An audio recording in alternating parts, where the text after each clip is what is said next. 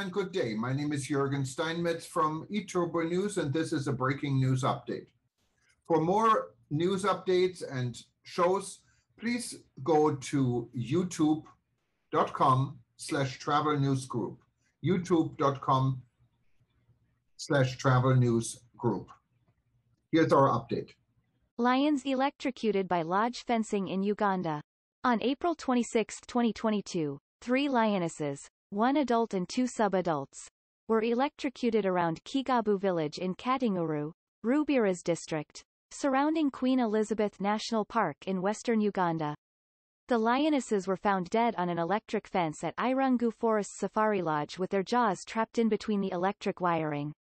A statement from Bashir Hongi, communications manager of the Uganda Wildlife Authority, UWA, following the incident reads in part, "Much as the actual cause of death is yet to be established, we suspect electrocution.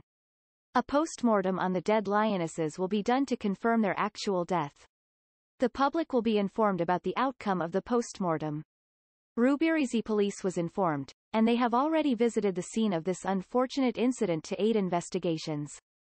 According to preliminary investigations, the lodge had, unknown to the authorities, allegedly deployed makeshift methods to tap the direct current from the main lines to deter wildlife that wandered close to the lodge, leading to the deaths. In a disclaimer to the incident, the maker of the fences, Space for Giants, issued a press release following the incident stating, "Space for Giants fences are designed to do no lasting harm to any animal or person and are expressly non-lethal.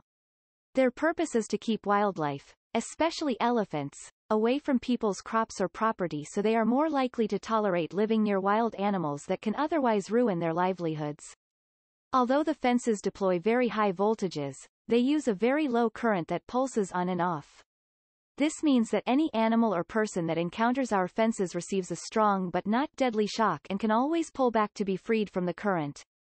In close to 2 decades installing these fences in many locations across East Africa, including areas populated with lions, the only incidences of animals failing to survive an encounter with the fence have been species with long horns that became entangled with the wire and failed to free themselves. Such incidences were rare and so regretted.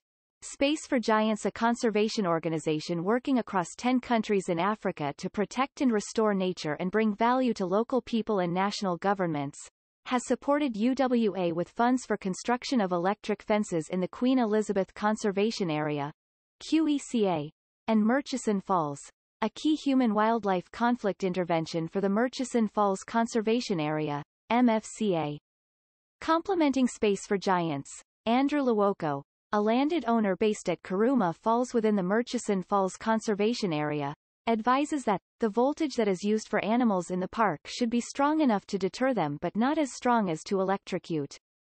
One tour operator, name withheld, said of the incident, "There is no year that passes without reports of lion killings in Queen Elizabeth National Park.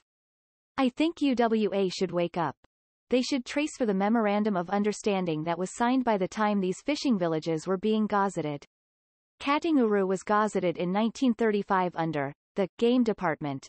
The agreement included the following among others: no introduction of domestic animals, no growing crops, regulating the population, etc. It was gazetted for the purpose of fishing only. Other fishing villages that had 2 economic activities, i.e., fishing and salt extraction, included Katwe and Kassani. Now that the agreement is no more and other activities like tourism activities including building tourism facilities have come in, it's now high time to review the agreement or initiate other measures to be taken. Ishasha and Hamakungu communities need much sensitization and review conservation approaches if they are to live in harmony with wildlife. Several other stakeholders in the tourism sector are less forgiving in pouring out their anger on social media over the alarming rate at which lions are dying due to human-wildlife conflict, including calling for a boycott of the property that erected the fence and that they should be held to account. Their frustrations are not far-fetched, following several incidents resulting in lion deaths. In April 2018, 11 lions, including 8 lion cubs, were poisoned by herdsmen to avenge for the killing of their cattle by lions within the park, causing an uproar both locally and internationally.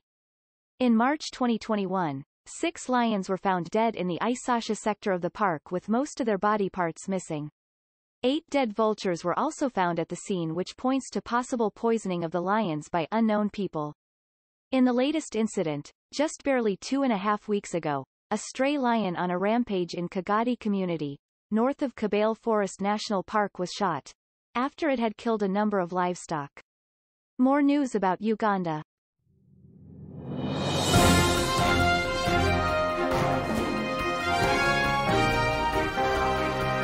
Thank you for listening to our news update. There's more on youtube.com/travel news group, or you can read us, of course, in going to our news portal at eTurboNews.com or travelnews.online.